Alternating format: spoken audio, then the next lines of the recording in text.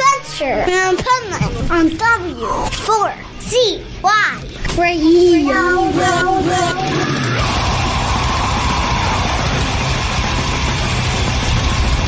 This is the Pipeman here on the Adventures of Pipeman W4CY Radio, and I'm here with Brian Tutler from Saxon. Nice, here at Bloodstock. Yeah, it's great. It's such a classic festival. This is the 25th anniversary of it. Yes. And I think I played the second ever Bloodstock. Really? Yeah, I think it was 2002, something like that. And it was at Derby Assembly Rooms. And there was about 600 people in, so it's grown. Wow, a lot. It's still like a family, though. Here, right? Yes, it's like it's so cool. Like you played, and I was there too, at Wacken last week. What a difference! Yeah, that was huge. That's possibly the biggest gig I've ever done. It's the biggest festival in the world. Like from the States, like I do media coverage at festivals all over the U.S., UK, Europe, and we know that even there as the holy ground. Right, Wacken. And I remember when I was flying over, because I do Hellfest every year, which you guys played at, the last live album is from, and I'm just like, it can't be much bigger than Hellfest, because Hellfest is huge. Hellfest is massive. Yes. And then I found out it is a lot bigger. Like, I had somebody ask me to do an interview at the stage they were playing. It was like an hour walk from the press tent. I'm like, I don't think I can make it over there because I have other interviews. Yeah, it is. It's a huge thing. I heard somebody say it was like 80,000 people there. Yes. So, which is just wow. And I don't know if you saw this. You probably didn't, because it's on the first day when they were letting people into the infield. It reminded me of when I was at the US Festival in 1983. Nice. And they opened the gates, and we were all running like a stampede. Yeah. It was the same thing. Right. It was like they opened these gates, Ace of Spades was playing, and everybody's just like running for the stage. I thought it was the coolest feeling ever. Yes, I've seen that happen a few times where they open the gates and the people just pour in like water. Right. To run to the front of the stage. But that US Festival, was that the one with Van Halen on? Yes. It's funny, I was Amazing. just telling that story earlier about when they were they were playing Ain't Talking About Love, and David Lee Roth was not singing.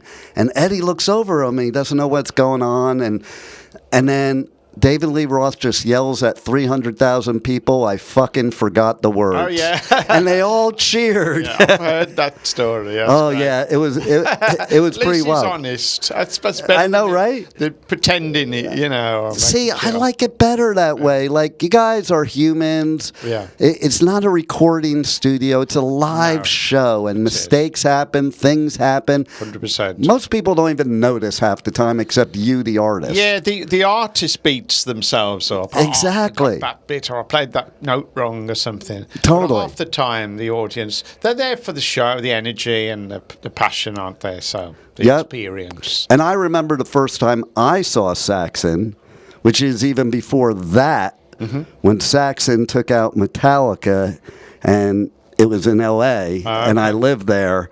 And I went because I saw Metallica's first show ever, so I used to go to all their shows. Nice.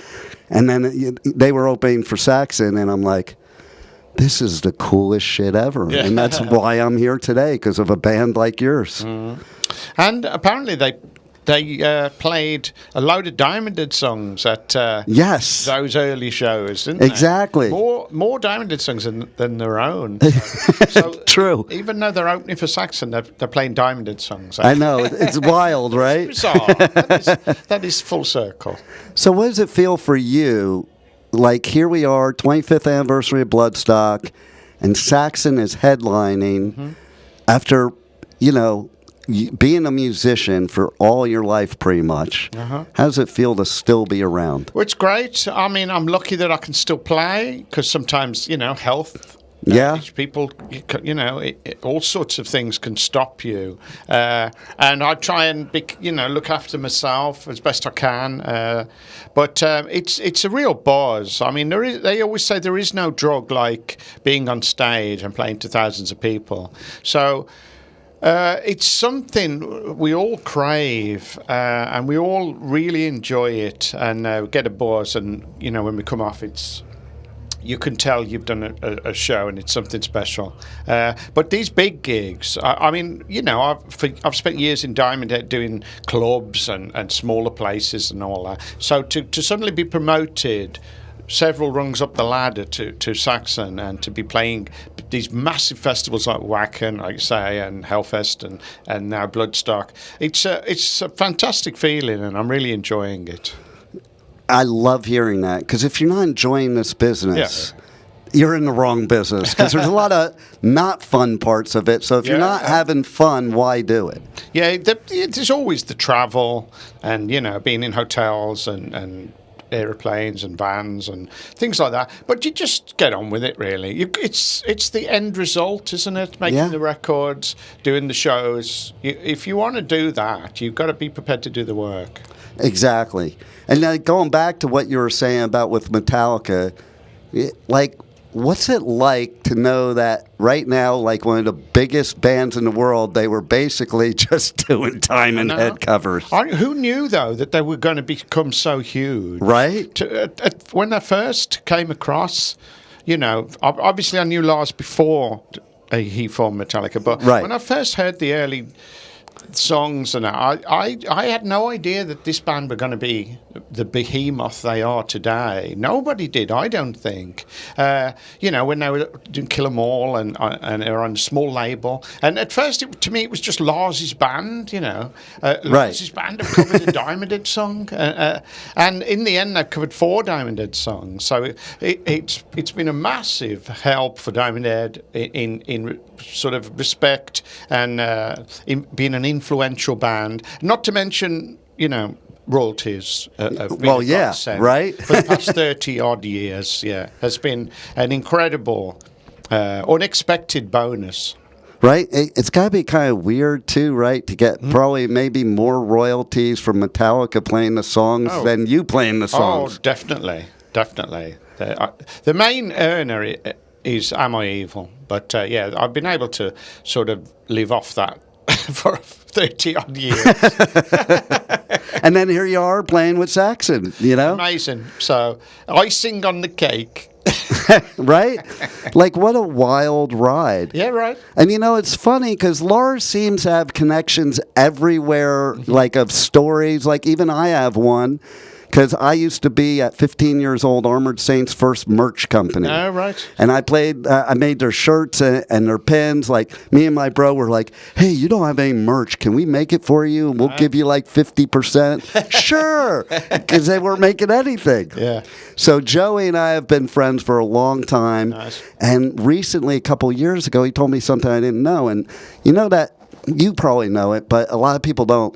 That picture of Lars, he must be like 15 years old, and he's holding a guitar. He has an Armored Saint shirt on. No, I can't remember that. It's on the internet, like all over the internet. And he goes to me, that's your shirt. And I'm like, no way. He goes, yeah, and he still has it. And I'm like, I don't even have it. Yeah. And Joey's like, I don't either. No. Then, like a month later, I was interviewing his kids who have a band. Mm-hmm. And after the interview, because I didn't bring up Lars during the interview, but after the interview, I'm like, yeah, Joey told me this, blah, blah, blah. And they're like, yeah, he probably does. He has a huge closet with everything he ever had. He really likes old vintage shirts. Yeah. And I've seen him wearing Budgie and Girl School and all kinds of, shirts. Even a band I had for a while called Radio Moscow, he wore that for ages. Wow. I like what influence, because me too, like, I had Diamondhead albums because of Metallica. Mm-hmm. I had Budgie albums because of Metallica. Yeah, right. It's kind of wild that, like, you would have never thought, and I was at that first gig ever, I would have never thought either. No. But they wore their influences proudly on their sleeve, didn't they? They didn't try to hide and pretend, it's all totally original. You have to get it from somewhere. But they were, more open than most to say, look, this is where it came from. I give them credit for that, right? This is the band. These are the bands that influenced us. I give them credit because you're right. A lot of bands don't do that, and they're like so vocal about it. Even now in interviews, they talk about Diamondhead. And a double album of covers, right? And then like they even talk about now about how Saxon took them out, and maybe if it weren't for Saxon taking them out, who knows if we'd even know Metallica at this point. That's right. Amazing. So tell me one story, good or bad, that is the most memorable of yours in your whole musical career. I don't know. I mean, it's been I've been to see Metallica many times over the years, and I remember we did one gig. No, sorry, they played the 100 Club, and I went along to that, and I think it was maybe one of Jason's first gigs, and it was really, really hot. I think to the point where then, the people were passing out. It was so crowded. It was like 200 people rammed into this club that normally built for about 100 people. But Lars wanted to come back to the Midlands the next day, and he just hired a taxi. We got in a taxi, and he just said, "Can you take us back to the Midlands, which is about 110 miles?" And just paid the guy in cash. Here you go. Nice. So we thought that was, okay. That's Rockstar. There it is. There it is. So I personally am very happy I'm going to get to catch you here at Bloodstock tonight. Yeah, looking forward to it. It's going to be so much fun. And right. I want to thank you for giving us both Saxon giving us and you yourself giving us great music forever, my whole life. And thanks for being on the Adventures of Pipeman. Well, I mean, I think we all love it, don't we, really? I've been a fan. Once you become a rock fan, it never leaves you, does it? You're there for life. Yeah. I still, love the bands from the 70s, and I still want to, practice and get better, and I enjoy playing live. I enjoy making records. So see, I love hearing that. That's what makes you a rock star. Not being a rock star, it's enjoying it and having fun, Yeah, being the big I am, no. Exactly.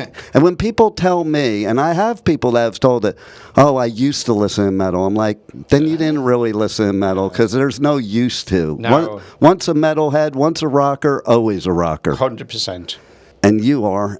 And you're going to kick it here at Bloodstock. Yep. Thanks for being here. Thank you. Thanks for having me. Hello, this is Brian Tutler from Saxon, and you're listening to The Pipeman at W4CY.com. Thank you for listening to the Adventures of Pipeman on W4CY Radio.